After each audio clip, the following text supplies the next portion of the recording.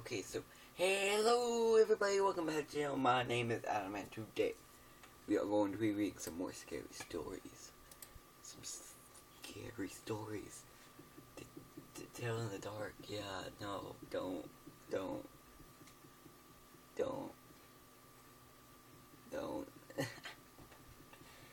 I'm sorry guys, I'm a little sick right now, so I moved the camera over a bit, so I'm sorry if it's a bit off, and my voice is a bit off. I really woke up an hour ago, and I'm a little sick.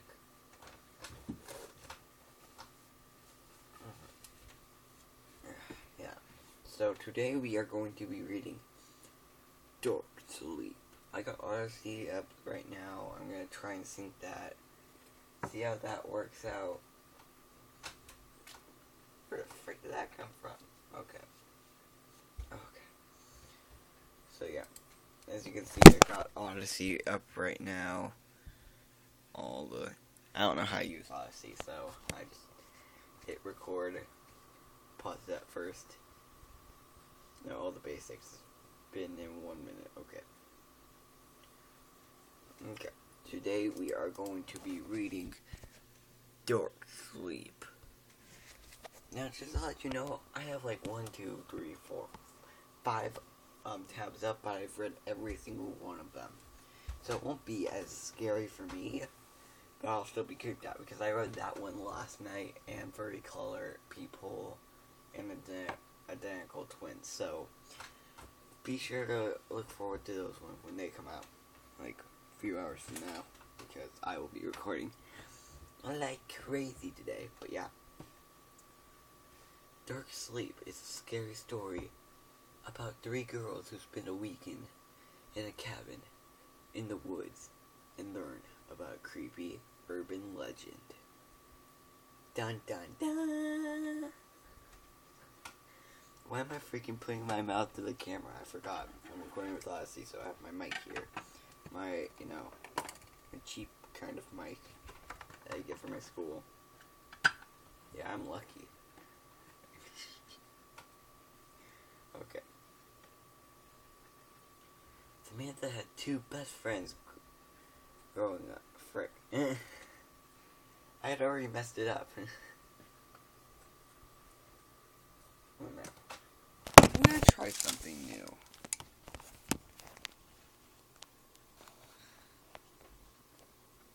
There you guys go. You can kind of read it. Samantha had 2 best friends named Jenny and Amber. Her father was taking her on a weekend vacation, and she invited them to come along. Her father owned a cabin in the woods, and Friday evening, her father drove the girls up there. "See that lake?" asked Samantha when they arrived. "That's Lake Samantha. My dad grew up here. He loved it so much he named it after me." That night, after they had unpacked their things, the 3 girls sat around and thought of a way to amuse themselves. "Anyone got any spooky stories?" asked Amber.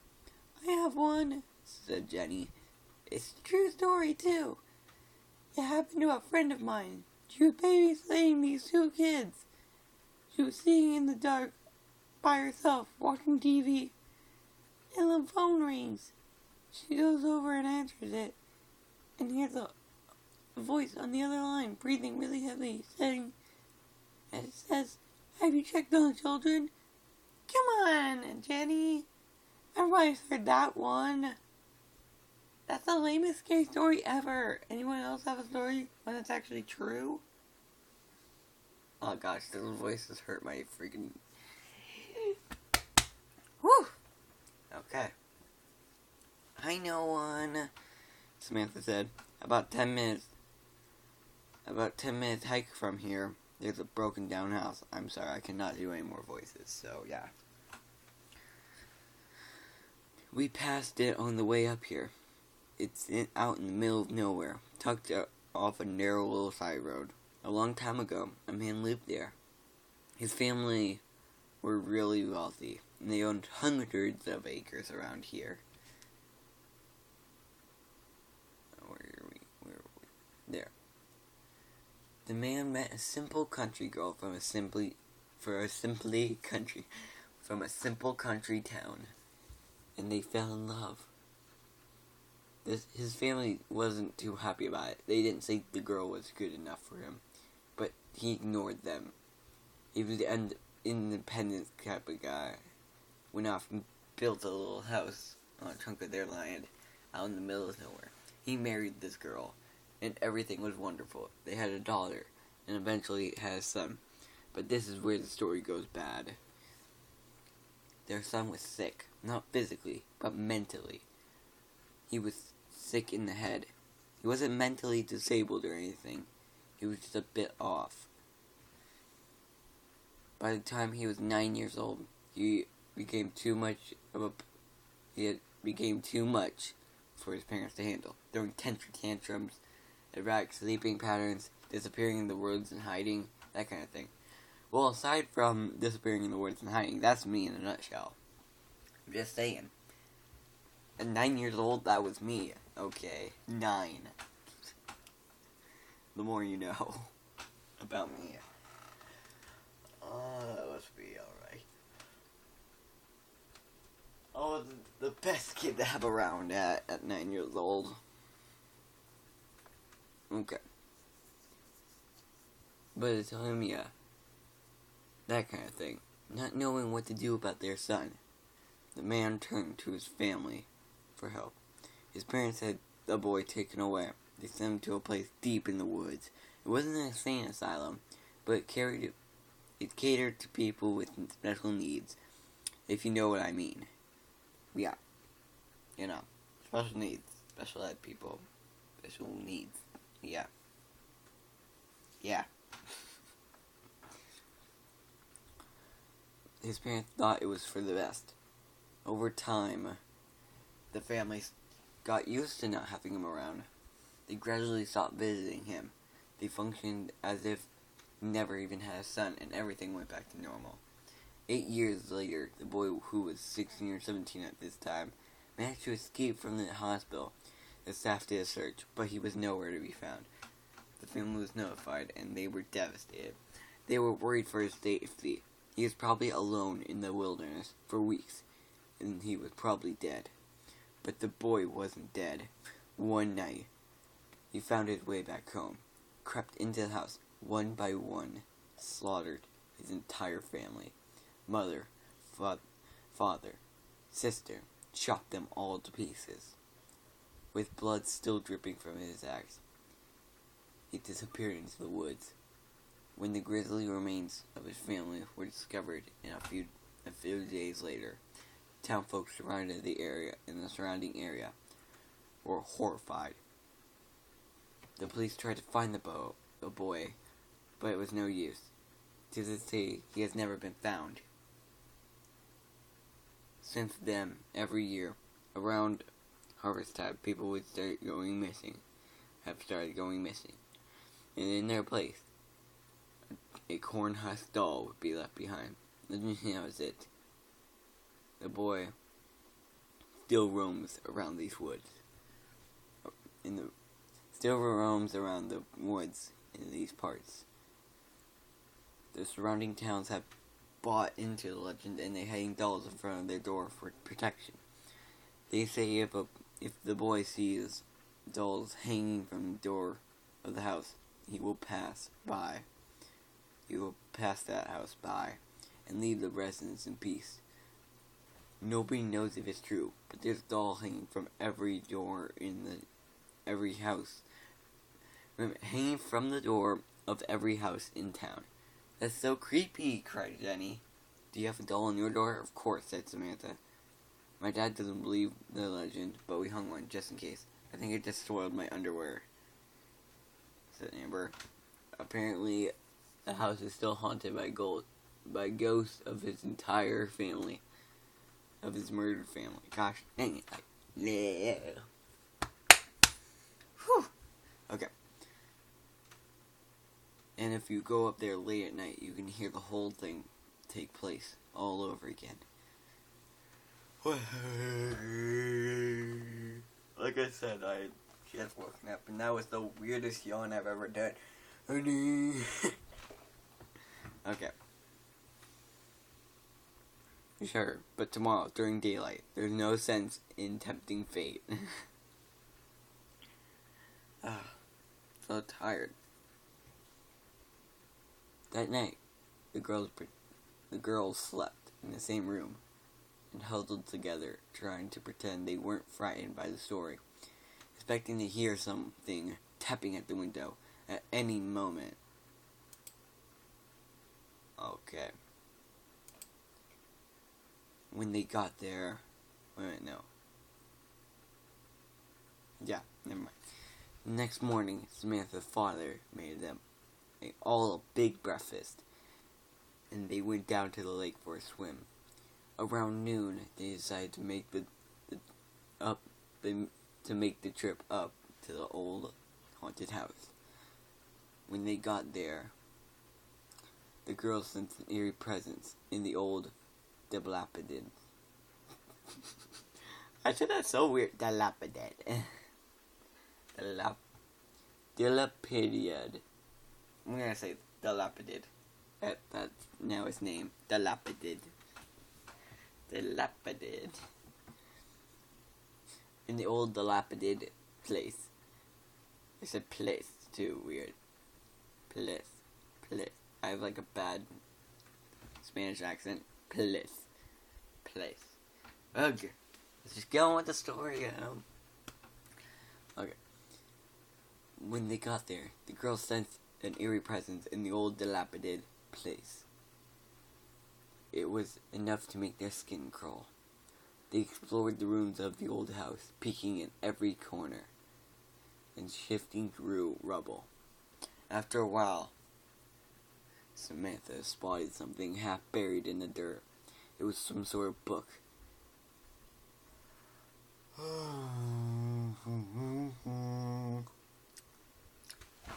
I'm not sleepy. I'm not sleepy. Okay. So, it was some sort of book. She dug it out and dusted it off. The girls gathered.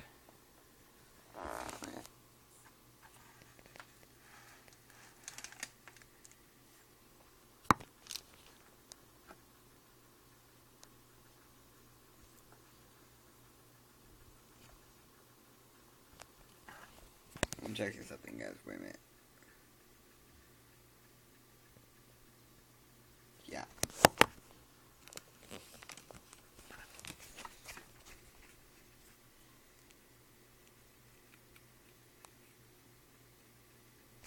Okay, guys, I was just checking something out. There we go. After a while, yeah, the girls gathered around as she opened it and began flipping through the pages. It's like a diary or something, said Samantha. Maybe it's her diary, Jenny whispered. Or his. Whose diary, said Amber. The guy, said Jenny. The guy who killed his family. Samantha read the diary out loud as the others listened. Oh gosh, yeah.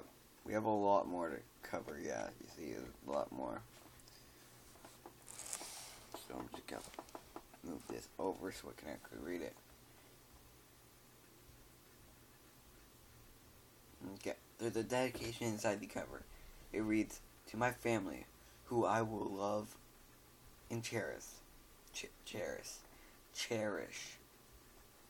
and who will always be with me. September 5th, 1987. It's been hard alone. All they had to do was talk to me. They could not talk to me. I hear their voices. Late at night sometimes, I hear their screams.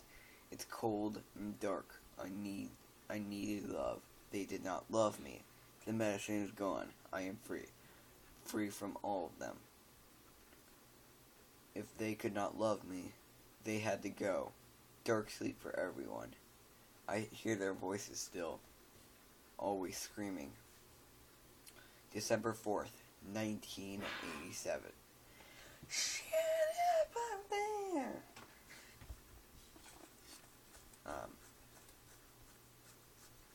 Okay. They have stopped looking for me. It's okay for me now. I live in the forest. I chase down animals and put them in dark sleep, just like Mom, Dad, and Sis. I visit my old house at night. I hear the voices. At least they talk to me now. October 3rd, 1995. I left the forest years ago. I moved into a small nearby town. Nobody recognizes me. Nobody knows who I am. I hear people telling my story sometimes. It makes me laugh inside. They all fear me. I still come out of the forest sometimes. Been nice in the old house. Mom and Dad still talk to me. They say they're very proud of me. November 2nd, 1992. Life has been good. I found a job, bought a house, met a girl. She was very quiet and pretty. Sometimes I bring her in the forest. She likes it. I let Mom and Dad see her. They like her. July 1st, 2000. Today was a great day. I have a baby now. I am so happy. Mom and Dad are grandparents now. My wife isn't doing so well. I thought it was hard for her. She might not make it. Maybe she will go into a dark sleep. I am happy now. That's creepy. August 13th, 2010. I am so proud of my child. She is like me, except she is much smarter. She has no problems. She doesn't hear the voices. She goes to school and has lots of friends. Not like me. Sometimes I take her into the woods. I love her so much. I named her after a lake. Samantha. Uh-oh. For a few moments after Samantha stopped breathing, there was a stunned silence. "What the heck?" cried Jenny. "Samantha, is this some sort of joke?" Amber asked nervously. "This isn't funny. This can't be true," Samantha whispered. "It couldn't be possible. It couldn't be. It couldn't possibly be." Just then, they heard sound of twigs snapping behind them. When they turned around, they saw Samantha's father standing there with a strange, pained look on his face, and he was holding an axe in his hand. "You were never supposed to find Dad," he muttered. There's no other way now. Dark sleep for everyone." "No, Dad!" Samantha screamed. "No, no, no, no!" When Samantha's father finished chopping up the bodies, he put the pieces in a large plastic bag and buried them deep in the woods, so deep that no one would ever find them. Now they could be together forever.